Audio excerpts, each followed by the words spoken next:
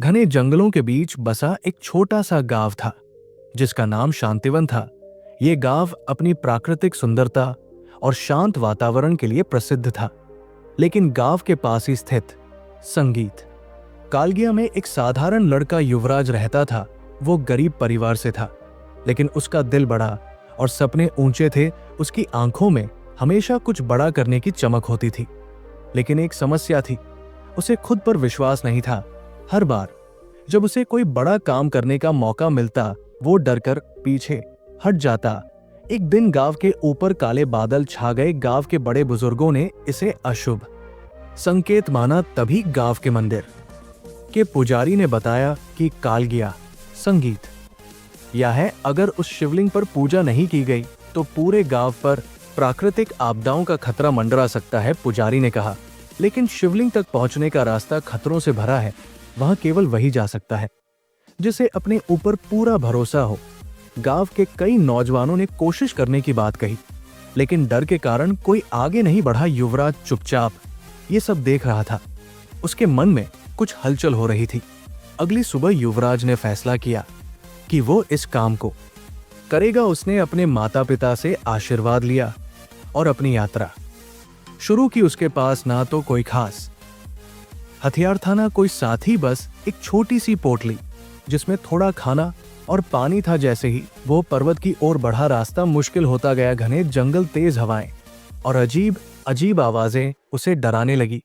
लेकिन वो हर कदम पर खुद को समझाता, मैं इसे कर सकता हूं। रास्ते में युवराज को पहली चुनौती मिली, एक गहरी खाई। उसके रास्ते में थी। खाई के पार जाने के लिए कोई पुल नहीं था। उसने चारों ओर देखा तो उसे एक पेड़ का तना मिला।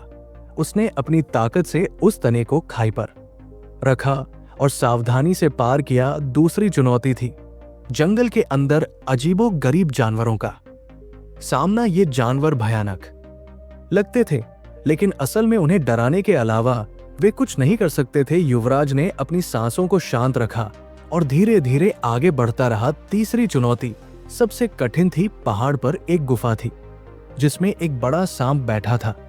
वो गुफा ही शिवलिंग तक पहुंचने का अंतिम रास्ता था। युवराज पहले तो कांप गया, लेकिन उसने मन में सोचा, डर के बिना साहस की कोई कीमत नहीं। उसने साहस जुटाया और सांप के सामने खड़ा हो गया। सांप ने उसे देखकर कहा, तुम क्यों आए हो युवक? अगर तुमने मेरे सवालों का सही जवाब दिया तो मैं तुम्हें आगे जाने दूंगा। युवराज ने कहा, ठीक है। सांप ने पहला सवाल किया, सबसे बड़ा डर क्या है? युवराज ने जवाब दिया, सबसे बड़ा डर हमारे मन में है, जो हमें कमजोर बनाता है। सांप ने दूसरा सवाल किया, ताकत कहां से आती है? युवराज ने कहा, ताकत हमारे आत्मविश्वास और मेहनत से आती है। आखिरी सवाल था, क्या तुम इस यात्रा में सफल हो?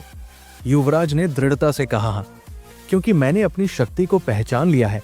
सांप मुस्कुराया और रास्ता दे दिया। युवराज ने गुफा पार की और शिवलिंग तक पहुंचा। उसने श्रद्धा से पूजा की और गांव की सुरक्षा के लिए प्रार्थना की। जैसे ही उसने पूजा पूरी की, चारों ओर उजाला छा गया। कालगिया लौटा तो सभी ने उसका स्वागत किया। गांव के मुखिया ने कहा, युवराज, तुमने न केवल गांव को संकट से बचाया, बल्कि हमें यह सिखाया कि हमारी असली ताकत हमारे भीतर है। ये कहानी हमें सिखाती है कि डर और कमजोरियों का सामना करके ही हम अपनी असली ताकत को पहचान सकते हैं। आत्मविश्वास और साहस ही हमारी सबसे बड़ी पूंजी है। जब हम अपने ऊपर भरोसा करते हैं तो कोई भी मंजिल हमारे लिए असंभव नहीं रहती।